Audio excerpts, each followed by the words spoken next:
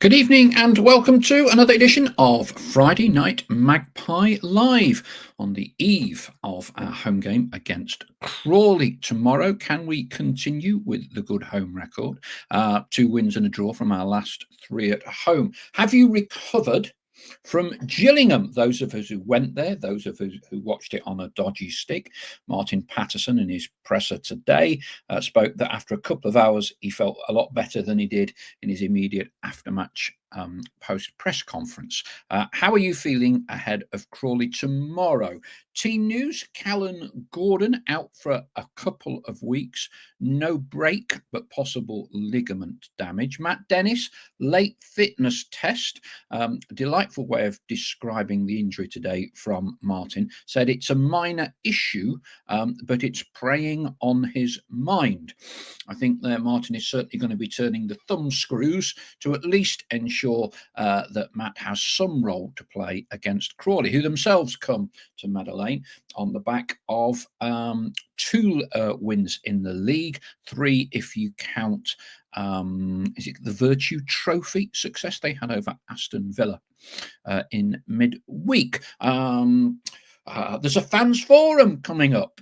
Some people are a bit upset that the club have announced questions vetted, etc., apply to come in. I guess the club is a little bit damned if they do, damned if they don't. Fair play to the brothers. Not a great time, but they are, inverted commas, going to be addressing an invited audience in the first week of October. Pretty sure Roberto Gagliardi will be fairly high on the list, who from the flock is planning to go. I'm going to let plenty of other people go. I shan't be applying. What else do you want to discuss tonight? Shout it out, and that's what we will do. Also, thank you to everyone who has so far purchased tickets for a very special night with Notts County goalkeeping legend Raddy Avramovic, Friday, October the 24th. 6 o'clock start. We can dine on a feast of videos from that 80s era in the top flight. Ipswich, Forest, Aston Villa. I was there at them all. I'm privileged to be able to say. And I know a photograph I've posted today on social media of Raddy making a one-handed diving save to stop John Robertson has evoked a lot of memories. 2-0 we beat Forest. First time back after nearly 60 years out of the top flight. 2-0 after a very snowy December and January, end of Jan. I can remember it like it was yesterday. Okay, we'll dive into some thoughts and views with everyone. Don't be shy. We'll be back with our vlog after the game on Saturday, together with a Sunday supplement as well, ahead of Monday night when Mark Stallard will be joining us for the professional view. Let's get some thoughts from the flock. Ian Hayward was first on the boards tonight. Evening from Ian. Jürgen Halligan, evening all. Another tough game tomorrow. Hello from Karen Knight and from Ian Cooksey. Royston says we need to be on it tomorrow. Lippy Jane, en route now, heading to Nottingham on the train. Headphones in, awaiting Knott's chat. I liked the FIFA reaction ratings, a bit of fun. Not seen those. Evening all from John Parr. Dave Hartshorn. Evening Paul and the flock. Let's get into Crawley tomorrow. You pies. Royston says, minor issue, then it's not worth risking him in referring to Matty Dennis. David Parkin. Evening, David. Greetings. Excuse me, Paul and the flock. I'm hopeful of a good performance tomorrow. Enjoying the extra contact, I think it's content, that the channel is putting out this season. Great work, Paul. Thank you, David, and to everybody else for your kind comments. We'll keep doing it as long as you like it. Let's just run through given we're just about the only Not show on a Friday. There used to be lots of stuff on Radio Nottingham and TV. that sort of previews a game. So Notts Crawley tomorrow. Martin Patterson had his presser today. He looked in quite good form, to be fair. He was smiling a bit today. Doesn't normally do a lot of that. Gives that kind of Martin Allen death stare, doesn't he? Intense, I think. So team news wise, Matty Dennis and Kellen Gordon were the two principal inquiries today. So Kellen went down under a very heavy challenge that didn't even get a yellow at Gillingham. He posted some social media earlier this week. He got one of those big plastic boots on his foot, and clearly there was a concern there might have been a fracture or a break. Martin has confirmed today there is no fracture, but there is some ligament damage. Ligaments are probably worsened only by a break, so it's certainly not minor. But Martin was talking in terms of a few weeks, a couple of weeks was what he mentioned, to being able to have Kellen back available again. Matt Dennis went down, came off in the closing stages of Saturday. Some thought about whether it might have been a calf strain or something.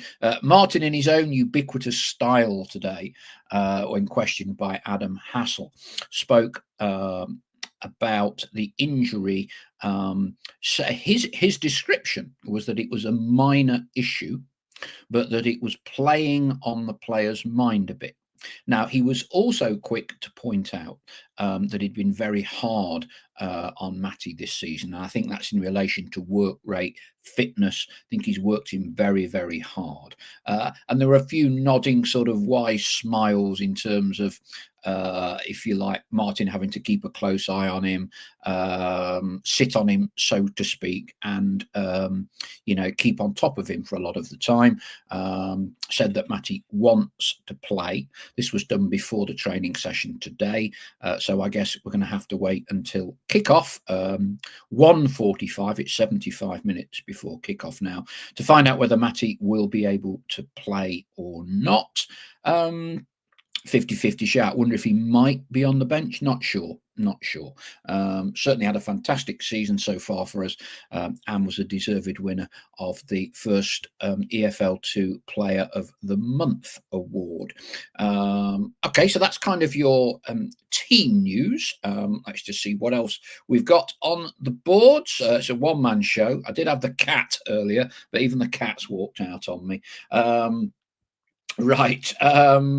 Ronnie Smith. Hello, Ronnie. What's the news on Dennis? And if he can't play, will we stick to two up front? Would you pick Traore or back to the old formation with just Jatta up top? What are our thoughts, Flock, on that one? Now a lot of people are asking about Traore. He got praise from the head coach for a bit of a cameo role in that last home game when he came on for 10-15 minutes. Yet it was a little surprising to some that he wasn't involved at all in the 16. Now, what he what Martin Patterson did do was take down 3 or 4 players.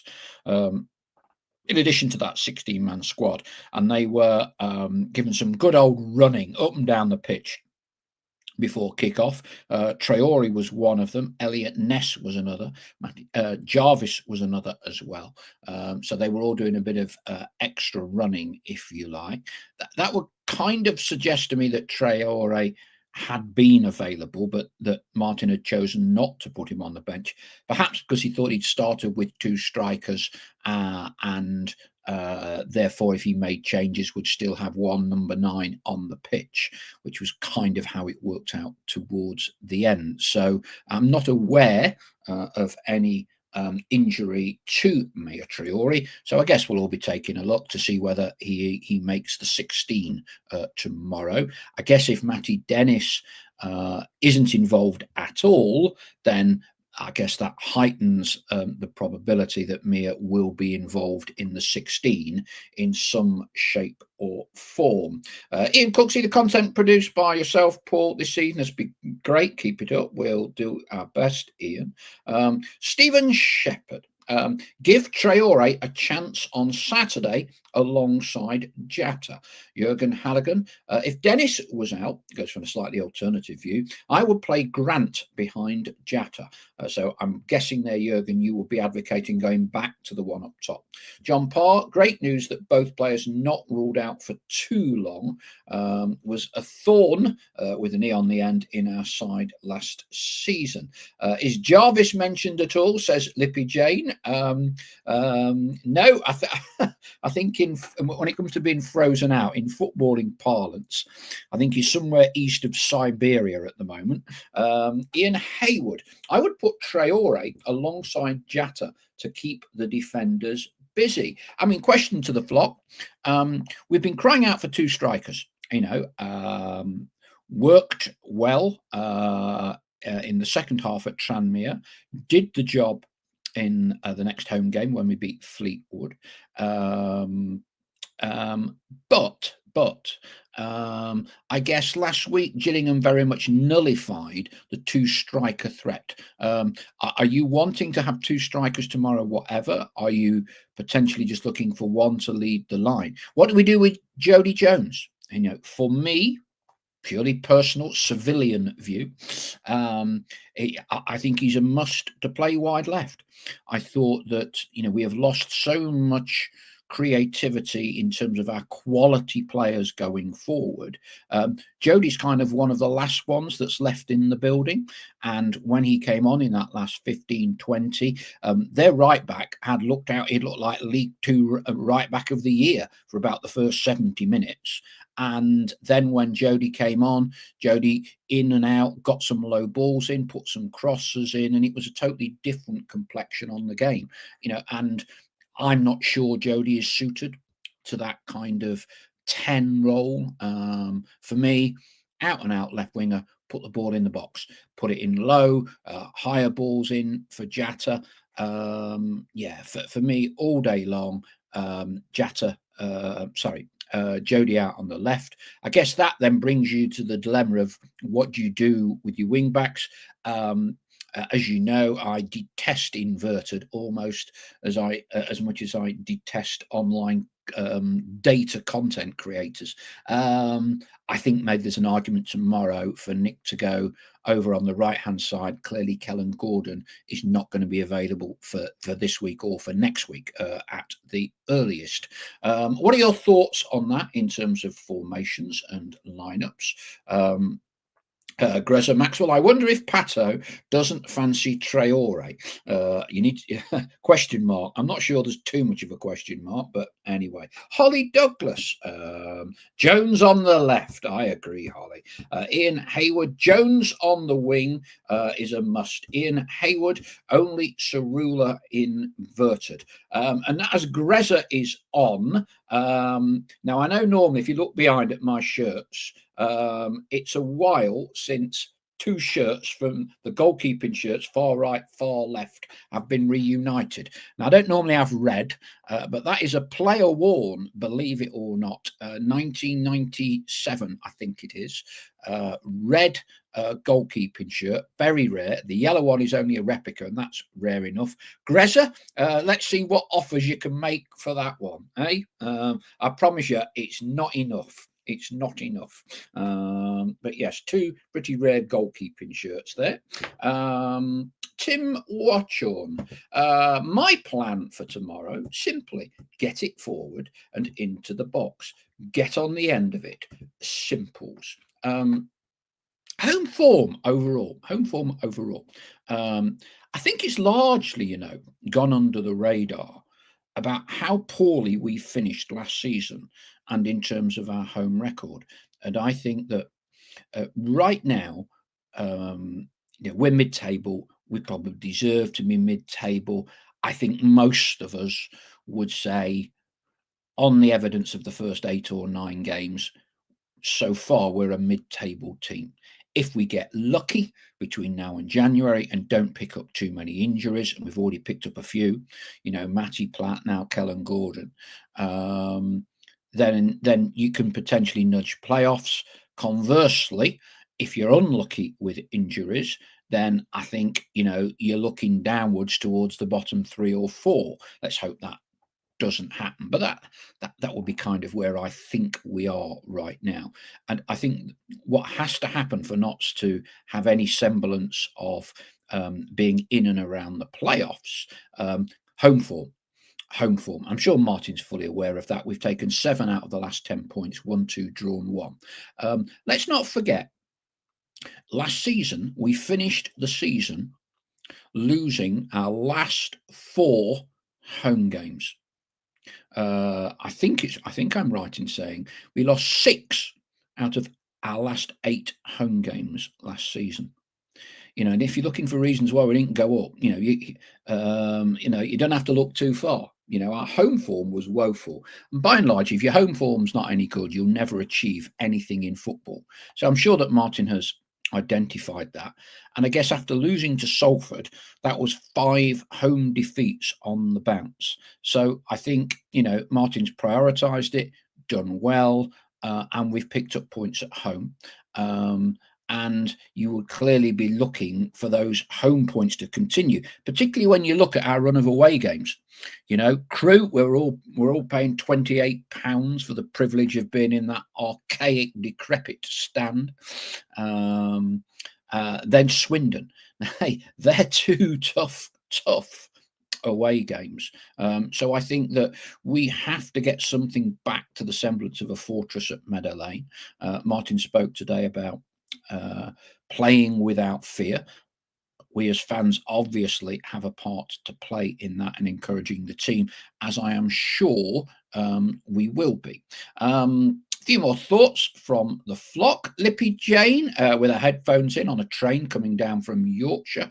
Jarvis, number 10, and JJ playing out wide.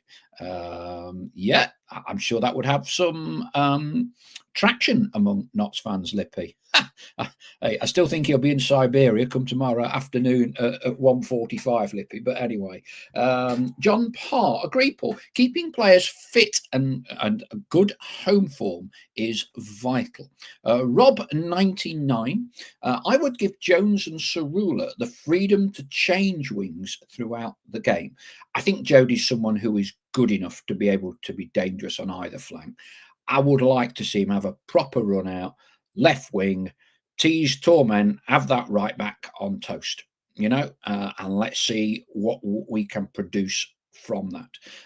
Linda Lou, positive vibes from Faro Airport, out in Portugal, flying home for tomorrow's game, you pies. Well, have a safe flight back from Faro, Linda Lou, and hope you've had a nice time in the Portuguese sunshine. We're there to welcome Jose at Benfica. Stephen Shepard, home form definitely cost us last season. I'm sure it was in double figures. I think you're probably right. I know we didn't really taper away. We fell apart at home in those closing games. Linda Lou, I thought Martin's interview was very positive. Yeah, he was smiling, wasn't he, Linda? And he did seem a little bit more relaxed. I agree with you. And he'll be even more relaxed come 5 o'clock, or he'll have the intense Darth Vader death stare beaming out at Adam Hassel at 5 o'clock, depending on the result tomorrow. Interestingly, I did have a quick look. Crawley, I guess, because we judge teams on the size of the club and the support, we go, oh, Crawley, yeah, we'll beat them, blah, blah, blah. But Scott Lindsay's done very well there. He got them promoted. In his interview today, looking ahead to Notts, he was very complimentary about Notts. And he was saying that he knew Martin Patterson very well. Both of them did their A licence together several years ago. So they're well known as coaches to each other. And I don't know whether he's kind of double bluffing, engaging in mind games. And he was asked by the local reporter in this interview that I watched about whether he preferred teams, because Crawley liked to play it out as well, probably as close to Notts' old style as anybody in the division. And he said that he, without giving away too many secrets, he preferred it if teams tried to put a press on his back line when they brought the ball out. And he said he would back his players to play around the press and get down the other end of the pitch. So I think it'll be very interesting tomorrow to see whether Notts do put a press on or whether they don't. And Scott Lindsay himself said, I'm not sure what they will do. Sometimes they put a press, sometimes they don't. So let's watch that first 5-10 minutes and see whether Notts do try a press and trying to win the ball high up, or whether they're going to back off a bit. Crawley do like the ball, you know. They like the possession. They've won the last 2 league games after a poor start.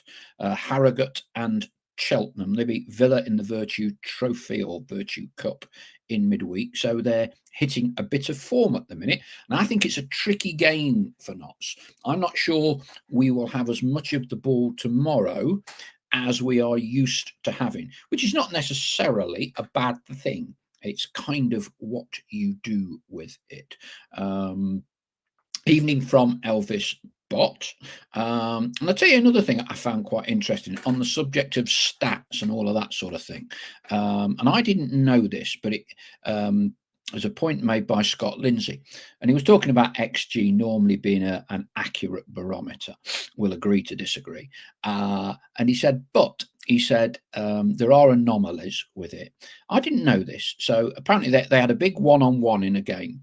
And the strikers run all the way through, one-on-one with the keeper, but he ends up not having a shot. Not quite sure why, whether he was dispossessed or whether he did a lateral pass or something for some reason. And he said, even though that was our best chance of the game, probably one of the best chances they've had all year, it doesn't count at all for XG. You know, you're left scratching your head a bit, aren't you? Hang on, why? Because the guy didn't have a shot. So at the end of that run, clean through, one-on-one with the keeper, he didn't have a shot. So therefore the XG is naught. I mean, it's just another completely, exercise, useless.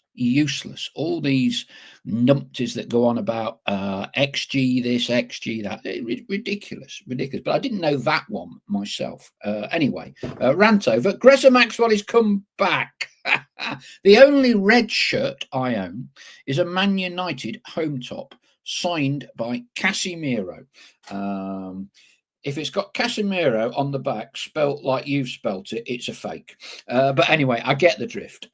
I'll trade you the yellow goalkeeper top for my signed Freddie Mercury jockstrap and a box of broken biscuits off Arnold Market. Useless fact, Freddie Mercury's now passed mother and sister used to live on Mapley Top. Did you know that? Yes, it's true. It's true. Martin Blaney, why is the fans forum only open to season ticket holders? It used to be open to everyone. Not exactly sure why, Martin. I get enough flack on enough things, and the ones that genuinely have nothing to do with me, I'm afraid I can't answer. I don't know. Have a word with the club. I guess there is an element of stage managing the process. Look, personally, I guess it's also knowing that it will be oversubscribed, limited numbers. We've got 6,500 season ticket holders. Maybe if they don't get 200 from the season ticket holder base, they would open it to others. But perhaps again, it's part of offering added value to being a season ticket holder. Black socks. We should go back to that classic and simple Magpie logo on shirts and merchandise. This one, I presume you mean. There it is. Absolutely. Yep. Yeah, we've got that. That will be out in force when we have Raddy Avramovic back. Now, lots of you have bought tickets already for that one. Grezza's got a table of 10. We are very thankful to Martin Kelk for sponsoring the evening. I spoke with Raddy yesterday. We've been sorting his flights and his accommodation all out here. He's over for a total of 5 days with his wife Bratislava. He's really looking forward to coming to the game, and said that he hopes to see as many Notts fans as possible during his trip. So lots of you have bought tickets. I'd like lots more. Anyone over 50, it's compulsory. Okay, the link is on this message board here. Just go online, Raddy Avramovic, Big Shed, Trent Navigation. They're only a tenner, the tickets. Raddy will sign, pose for photographs, you name it. This is probably the one and only chance for you to kind of say thank you to Raddy for being one of Notts' most successful goalkeepers, I think, of all time. Years ahead of his time when we brought him over from the old Yugoslavia. Jimmy Cyril had a scout who was a travel agent, believe it or not, and the travel agent said he'd come across this goalkeeper in Yugoslavia, and Jimmy, being Jimmy, decided to fly out for when, I think it was when Red Star were playing Rijeka, and took the game in, and that was the germ of an idea from which Notts decided to buy Raddy at a time when there were very, very few overseas players. They weren't, a lot of the time you couldn't get a work permit for them. Had to be an international. So that and 101 other stories that Raddy will be able to tell us. It'll be an early start because we've got the game against Cambridge the following day, 6 o'clock. I've dug out all the videos of Ipswich versus Notts. We won 3-1, and that goal. The Nottingham Forest game where we beat them 3-2. The penalty save that Raddy made on the photograph was the first game back in the first season, but it was a rearranged game after loads of snow over the winter. That game wasn't televised, so there is no video footage of that save, only the still photograph, which is a great photo. The 1-0 win over the league champions Villa in their first game at Villa Park after winning the title, and the 2-0 win at Chelsea, Rashid Harkouk with a solo goal from the halfway line that got us there. Surprise guests on the night, some former teammates of Raddy will be joining us. No names just yet. Buy a few more tickets and I'll start dripping out some of the names. Thanks to Eltel, he's bought 4. There's been plenty of others that I've noticed on the purchases that you've been buying them. Get in quick because they genuinely are selling really, really quick, this one. Okay, what else have we got on the message boards? Greza Maxwell. Yeah, he knows the story behind Freddie Mercury's family, who lived on Mapley Top. It was across the road from Gedling Miners Football Club. Played there a few times, Greza. I did Mrs. Cook's Bulsara Mercury's kitchen floor whilst waiting for John Lewis in the 90s. I don't know whether that's true or not. It is about the place where they used to live. So is that your claim to fame, Greza, that you did Freddie Mercury's mum's and sister's wooden flooring? It's not a bad one, is it? It's not a bad one to have on the tombstone. Ian Haywood. That logo was when I first started following Notts. Yes. I'm not sure the exact year it came in. I think it was late 70s. We used to have the really old one, which was the Notts coat of arms, wasn't it? Lippy Jane, I'm not sure whether there's a hint of sarcasm sorry, no, I've got that wrong, my apologies. Derek Flowers, the fans forum will be streamed live on the Notts YouTube channel. Useful to know, says Lippy Jane. And Greza tells us it was, hang on, what type of flooring was it, Greza? My eyes are going. It was Amtico something flooring. There you go. I trust it was top of the range. And knowing you charged him an absolute ruddy fortune. 1970, was it a kind of magic, says Ian Cooksey. Cue all sorts of Queen puns, I suspect, will be coming up on the message boards in the coming few minutes. Okay, let's have a bit of a straw poll. Mid-table at the minute. Where are you? Where are you with us? Are you expecting us to improve, broadly stay about the same, or deteriorate? What's your views this season? We spoke a bit about kind of loss of momentum, and I think we have lost it. If I'm being really honest with you, I think we have lost it. But that's up to Martin and the players to recreate that. And I think if we can knock a few teams over at home, that will help. I'm not sure it's going to be a great crowd tomorrow. We're playing again another team that are going to be bringing 100 fans, maybe. What are our genuine thoughts on how things are going to start to pan out now in the run up to Christmas? The director of football has gone. Inevitably, he was, inverted commas, the pantomime villain. Where do you apportion responsibility? Is it the owners? Do you think that where we are at the minute, we should be doing better than we are with the players that we have? Or do you think the die has been largely cast by our recruitment in the summer, and that's making it very hard for, be it Martin Patterson or anybody else, to get results? Because let's be honest about it, we would all be expecting us to be challenging for automatics, let alone playoffs. Okay, let's get a few thoughts from the flock. David Parkin. How would the flock feel about Mr. Montague coming back? A few of the players brought in under his tenure included, I believe, Langstaff, McGoldrick, Platt, Beddoe, Gordon, Bass, Macari, Jatta, and Scott Robertson. Thoughts? Jurgen Halligan. I'm hoping for an improvement. We need a good January transfer window. And I think that's part of the point, isn't it, Jurgen?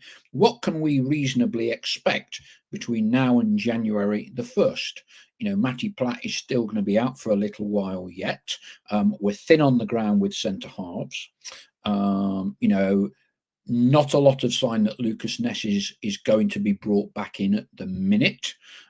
Which Lewis Macari was still waiting on the outcome of the betting charge by the FA, to which he has pleaded guilty. There's been a couple, I think, been announced in the last few weeks where they were given suspended sentences.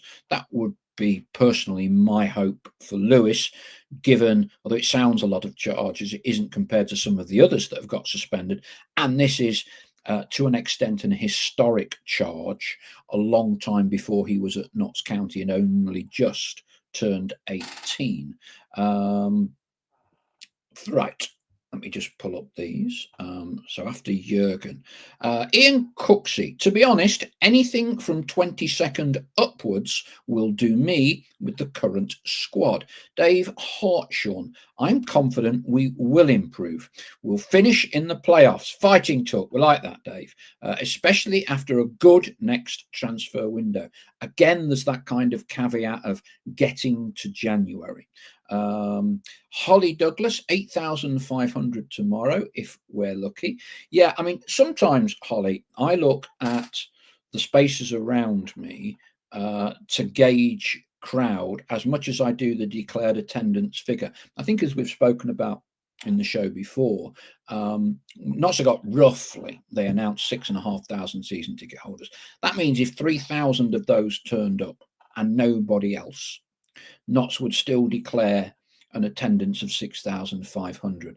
Attendance is not the number of people in the game on that afternoon or evening. It is the number of tickets that you have sold, and a season ticket holder is counted for every single game. And I have noticed, I must admit, a lot more spaces at the far ends of the Pavis. I sit very close to the press box, and when I look to my left towards the Kop, that end block in the Pavis has been a lot emptier this season. Having said that, attendances are still very good, but we're kind of comparing them to the momentum that we've had for 2 or 3 years now. John Parr, if we are serious about promotion, this is the time to put on an unbeaten run together. Now we are nearly a quarter in. Look, I wouldn't disagree with any of that, John. There's a difference between saying it and doing it, isn't there? That's the big thing. Greza Maxwell, Queen. It was a bohemian, yes, yeah, Rhapsody and all that. John Parnham. I expect us to improve. It's too early to dismiss the season, and if we win tomorrow, there's every hope Gillingham might have been a blip. Of course, of course. We live week to week. We live week to week, John, don't we? John Collins. If you keep selling your best players, you will not get promoted. Personally, I wouldn't disagree with that at all, John. Martin Allen made exactly that point when he did a live show for us just before Christmas, when we're in the big shed and Little Siberia. If for those of you who were there, it was pretty cold that night, but Martin kept us all royally entertained. But yes, that was very much one of the points that he made.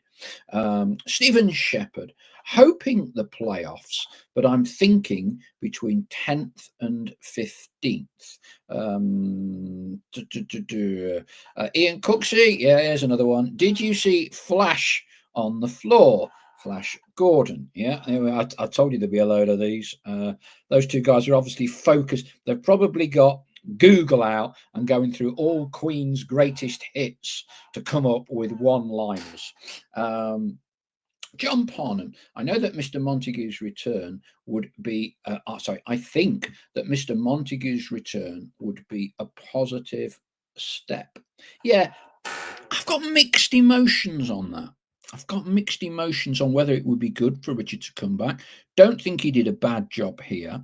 And I certainly think there was more alignment, use that buzzword, with the brothers than there would have appeared to be with Roberto Gagliardi, even though both of those people had started their footballing careers as analysts at Football Radar. I'm not sure. For me, and we've a few of the posters have mentioned this, January transfer window. I think for us to do anything this year, and I'm looking now where we end up, I think we have to completely turn around our previous 2 January transfer windows in the Football League. I think both of them, and I'll use the word advisedly, I think both of those transfer windows were an absolute disgrace. Whatever your thoughts about Luke Williams, we were 5th. We just won 2 home games. He left, and our recruitment did not assist us one bit for that season to maximise our chances of staying in and around the playoffs, and we tapered and finished 14th. And I thought last year's was it worse? It was as bad in the sense that it did not address any of the issues that was needed to maximise our chances of promotion. Bradford and Doncaster, the cigarette papers width between us in terms of points, squad depth, that sort of thing on January the 1st. We all know what Doncaster did when they signed the lad Street from Lincoln on loan, scored about 12 goals. They got promoted. And right now, what wouldn't we give to be in that position, 3rd or 4th, going into January and a good transfer window? So now Richard Montague, I think I'm right in saying, was in charge or held the position for both of those transfer windows. And we had Richard on the show. It's a difficult window. We know it's a difficult window, but it's the same level of difficulty for every one of the clubs. And for whatever reason, not seem to have not gone for it and been very reticent and on the face of it, lacking in ambition in a January transfer window. I think it has to be completely the opposite this January transfer window. Personally, I think we need to hang in there and go for it on January the 1st. 2, 3, 4 players. Bring in some quality. Bring in some quality. There's no guarantees in anything that you do, but I think you'd like to think the brothers and whoever the director of football is would not be gambling with young players who have never played senior men's football before. Because what you want from a January transfer window are players that make an immediate impact between January and May. That's it. And you can say that's short term, but we seem to kind of get our recruitments out of kilter. Jatta's been an excellent signing for us, didn't help us really when we first signed him in those 5 months. Firstly, we had to get him a work permit, so that ruled him out for about 6 weeks. Mia Traore had not had, as I understand it, it was the Danish closed season, so he was still in pre-season when we signed him. Clearly, he struggled with fitness. He had an injury problem or two, and to this moment in time, we still don't know what he is capable of. But when we signed him, he was not really going to be in a position to make a great impact, given it was just coming off a start of a pre-season in Danish football, because Scandinavian football operates from kind of like end of January through to end of October, November, because of the harsher winter climate. What are your thoughts? So I'm not sure it matters who is director of football if you are not going to go for it in January. And for me, that'd be one of the first, if I was at the fans forum, in a polite and respectful way, that would be one of my first questions to the brothers. Are they going to change their approach to a January transfer window this year? Let's have a look. What else have we got?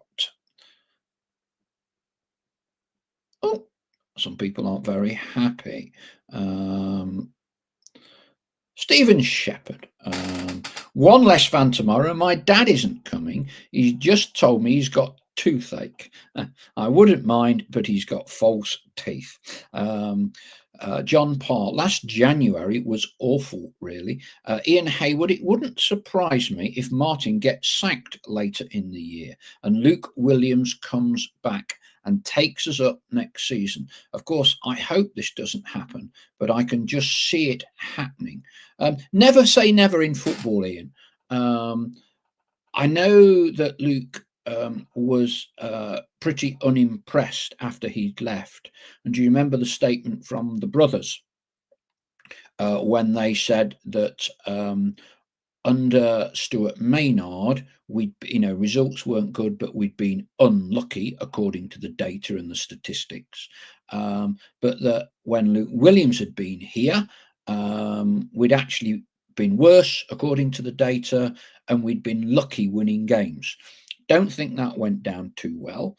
Luke has always remained very complimentary about the club. Think it would need quite a turnaround from the brothers as well. When you kind of make those kind of statements.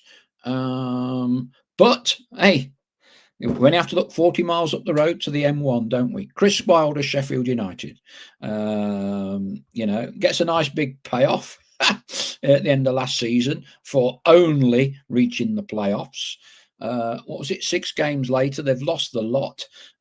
Ruben Selles gets the sack, and the owners decide to bring back Chris Wilder. So, yeah, look, never say never. John Parr, most of last January's signings have now gone or are not under active consideration. Ian Cooksey, this summer's windows managed to combine the previous 2 January windows and make it worse.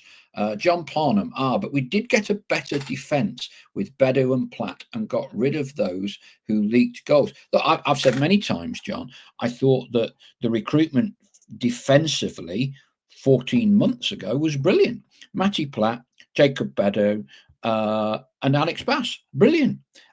and they were all of a certain age, all played a certain number of men's games in League Two, which kind of makes our recruitment this year, whether that's down to Roberto Gagliardi, he ultimately carries the can, all the stranger, because we've gone for a very high proliferation of loan players, and again, players who have had very limited senior men's experience.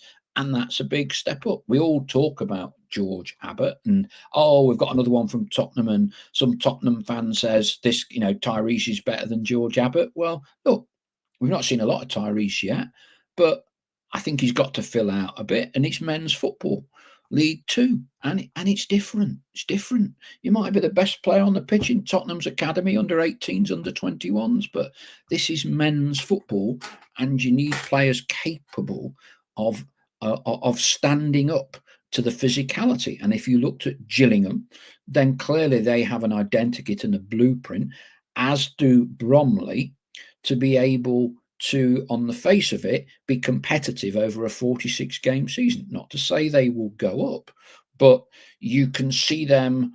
And Martin has mentioned this, you can't always play brilliant, but when you're not playing that well, scrape some points. And I would suggest that Gillingham and Salford are far more likely to scrape points when not playing well than we are at the minute. Duncan Comrie, until everyone has played every team once, the table isn't a true story of how the season is progressing, in my opinion. Look, I go one further, Duncan. It's not a true reflection till you played 46 games, but that cannot stop us from saying we're rubbish this week, we're brilliant that week, we're doing well, we're underachieving. It's football, ain't it? Ian Cooksey has also been going through Queen's greatest hits. Again, it's a hard life while you're waiting for the hammer to fall. Slightly more obscure lyric from a Queen song, I'm sure, but I'm positive that it will be one of those. Ronnie Smith. I feel that we have yet to create the spine of the team, and until we do, we will struggle. I think that's a very perceptive point, Ronnie. And yeah, I think our spine, it's not settled yet, either in terms of personnel or formation. And I think it's a very valid point. It's a very valid point. John Parnham. Luke Williams was great at getting goals scored, but the defence leaked badly. Pythagoras is here. All the time needed to recruit a goalkeeper to replace Bass. Ruse just seemed a panic signing. Did we not take references? I don't know if people have noticed, as you know, I like my Italian football. I actually saw Keller play, I don't remember him, playing for Trieste. So my dad finished up in World War II, so I go there from time to time. So I watched a Trieste game, and they had some American owners, and they were in Serie C. They had a terrible time. They just stayed up. And I mean just with Keller last year. Keller was kind of one of their prized assets, sold to Notts. They've been done for financial irregularities. They've been done about 20 points this season already. So clearly they were a club in free fall. Richard Terry. Sorry, I'm late logging in. Been listening to Mr. Maynard giving his pre-match day talk at York. Going well at the minute for him there. Adam Kent. Apologies, just got in from work. We'll watch back any important news for tomorrow. Duncan Comrie. The only Queen song I want to hear at the Lane, very good, Duncan, is We Are the Champions. Very good, very good. Yeah. Poster of the night, Duncan, for that one. Grez has just given a bit of a quick update to Adam to what we've been chatting on about this evening. Any other topics you want to discuss before I sign off for this evening? Right. Yes, meant to mention this. So, fingers on buzzers. There's no prize. If I was to tell you that a former Notts County junior player, so played in one of our age group teams, has just signed a multi-million-pound contract to be an NBA basketballer. He was picked 46th overall in the draft. And it might not sound a lot, that's bloody good, right? Okay, 46th overall by the Boston Celtics. Boston Celtics are one of, by and large, the top two teams. It's kind of like Liverpool, Man U, Arsenal. That's what they are in the NBA. He's 7 foot, plays centre, the position. Clearly, I'm telling the truth, so I wouldn't say anything else. Anyone know who he is? Anyone's son went to school with him? I'm going to give you 60 seconds to see if anybody knows. And it looks like no one does. While you're trying to work that out, I know what's going to happen. You're all going to bloody Google it now, aren't you? You're going to Google it and quote everything and sound like an expert. How's the pitch looking? Says Jurgen Halligan before we reveal that. Now that was a question that was asked of Martin today. Martin said the pitch is recovering, not 100% yet, but we get on with the job. So it won't quite look as much like Skeggy or Mablethorpe Beach, but it's not 100%. Holly Douglas is saying Sean Farrell, not that I'm aware of. Richard Terry, I'm off to Ankara tomorrow, so I'll be missing for a couple of weeks. Fingers crossed. Hope by the time I get back, we're onto a winning streak. Are you going to get any Turkish football in, Richard, or are you gallivanting in Bodrum or whatever? I've never done Turkey. Well, I've done Istanbul, but I've not done kind of the coasts and things like that before. Pythagorean, yes, you're there first. I'll read that out. I'm just going to read some of the others. Adam Kent, was it Tony Garner? Stephen Shepherd, pitch is looking good. My nephew has been at the ground today and he sent me a few photos. Tony Garner on stilt, says Adam Kent. Ian Cooksey says Mick Waite. Well, he's actually 7 inches taller than Mick Waite, this guy. So that kind of tells you. Right. Richard Terry says it's a cultural tour. Yeah, I'm sure we know what culture you'll be participating in. Okay, yeah, so the 7 foot centre NBA basketballer picked 46th overall is from Nottingham, and he used to play in Notts County's under 9s and under 10s. His name is Amari Williams. I know about this because Peter Behan, who works on Central TV, his lad Jack Behan. Do you remember Jack? Very promising young lad. Liverpool paid £250,000 for him to take him to Liverpool under the Ray True reign. And Amari was playing in the same Notts County team as Jack Behan. And there's this team photograph when they're like, under 9s or something. And there's all these little titches along like that. And it gets to this big guy like this. Amari Williams, who even and then's about 6'5" at 9 years old, and then the rest all little titches again going along the line. And he got an interview with Amari, and Amari was saying he wanted to be a footballer, wanted to make it at Notts. That was what he really wanted. But by the time he got to about 11 or 12, he'd grown so ruddy big that football wasn't really an option. And so I'm not exactly sure at what age, but basketball became his number one sport. And he went over to America on a scholarship. Amari is from Bestwood. Now I'm hoping, I'm in discussions with the Boston Celtics PR department. Do have a few contacts over there. I'm hoping if we can get Amari to chat about his time at Notts County. So yeah, it's a small world. So as far as I am aware, it's the only Notts County junior player ever to be an NBA player. So well done to Amari. So we all now need to become Boston Celtics fans. They do play in green, obviously, with the Irish connection in Boston. We've got a green kit at the minute, haven't we? So I might have to look and see whether Lynn has got an 11XL Notts County shirt, extra long, as well as extra wide, and see whether he'll put it on for us and we can have a little photo of him.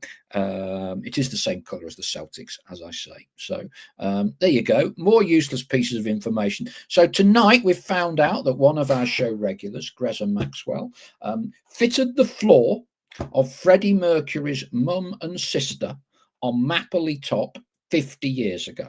There we go. And a Notts County youngster used to play for the under 9s and under 10s, is now one of the most hyped NBA basketballers for the Boston Celtics. Meanwhile, we will all be at Meadow Lane for Notts County Crawley. Adam Kent, isn't interesting. The Pavis Perspective stream were very complimentary about you yesterday, Paul. Nice to hear. Apparently you were the only one on Grantham Station with a Notts top with all the Forest fans. I did see Tom. Yeah, it was one of them. Oh, blimey, hello, Tom.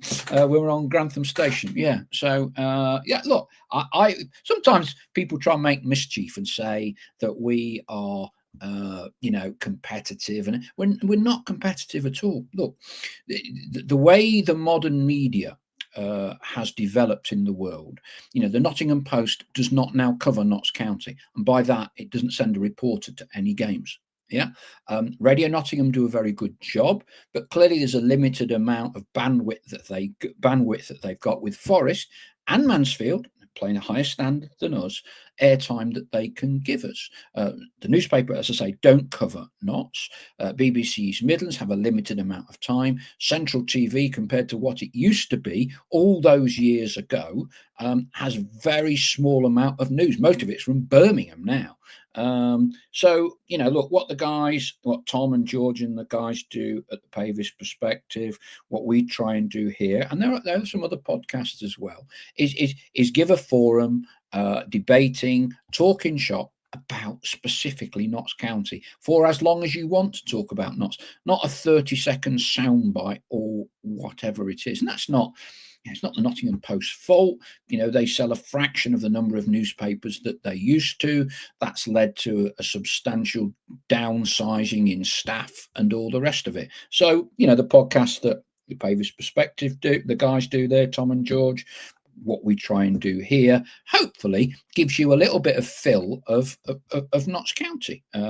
We are a community. We are the small club in a 2-club city, and that's difficult. So we all try and stick together. James Elston, Albert Ironmonger, 7-foot goalkeeper. When you see the old videos from the 1910s, he does look 7 foot. I think I say only. I think he was about 6'5", but back in the day, the average height in the early 1900s is now about 5'10". It was about 5'3" then. So Albert Ironmonger just looks like this app. If you just Google it, go on YouTube. Some of the footage is hilarious. He looks twice as tall as everybody else on the pitch. Doesn't need to jump to touch the crossbar. Okay. Greza Maxwell, I got Tom to give our Lois a shout out last night. Yeah, Lois has been struggling. Ian Cooksey, some cracking journalists at the Post down the years. Albert Stapleton, Terry Bowles, Terry's still going strong. David Stapleton, saw David, so David was Albert's son. Yeah, there's lots of them. Lee Curtis is, I still keep in touch with him. I guess he was probably the last full-time dedicated Notts County reporter. He's now responsible for covering Derby for Reach Group, which own most of the regional titles: Nottingham, Leicester, Derby, Stoke, Birmingham, those sorts of titles. Adam Kent, we appreciate what you all do. No problem. Try and help out. Holly Douglas, totally agree. Read both podcasts, love them both, different but both a great listen. Yeah, look, we try and be a little bit different, but one thing one thing. I know who's bought tickets and I know who hasn't. Please, please, please. Raddy can't wait to come over. The reality is it will probably be his last visit to Nottingham. He's coming over with his wife, Bratislava. Please, please, please buy your tickets. It's not going to be a late night. If you're worried about being out too late in the game in the morning, we're starting at 6. We'll be done for 9:30, 10 o'clock. Plenty of time to sup a few sherbets and go back to a time when Notts County were one of the top 15. That's where we used to finish in the top flight. We were one of the top 15 football clubs in the country. And it was thanks to people like Raddy that we were one of the top 15. So I'm not expecting 19, 20-year-olds to turn up, because you'll be thinking, God, blimey, bit like watching, what's that Newcastle, set in Newcastle? The Likely Lads, going down memory lane. But for anyone of a certain age, for me, this is, if you don't come to any other Magpie Circle special show we do at the Navy, you must come to this one. Enjoy time with Raddy, and there will be others from that era who will also be coming along and having a great evening. Memories are what we've all, that's what all we've got at the end of the day. Football players do not frame paychecks. It might be very important when they're playing and getting the paycheck and getting the contract. You talk to a player after he's retired, you don't talk about his paychecks. He talks about games and memories and nostalgia. Raddy Avramovic, those players are all living embodiments of the heritage of this football club. So do everything you can to get along to that night. I promise you, you won't be disappointed. Got lots of special things being lined up for the evening. So go online, get your tickets, and let's give Raddy a night to remember on what will probably be his final visit to Nottingham. On that note, we've done an hour. Right, I'm off to bed now. I'm going to recover. Make sure I'm up bright and early tomorrow morning. A run round Colic Woods, get myself in the right frame of mind, Costa coffee, and then off we go. Thank you very much as always. Thank you to our official partners, the Big Shed at the Trent Navigation and JH Accountants. Their help is invaluable in enabling us to do whatever it is that we do. Vlog tomorrow. Sunday will be the Sunday supplement. Monday we will be back with Stell giving us the professional eyes view. Thank you one and all as always. Look forward to seeing you soon. Cheers for now. Bye bye.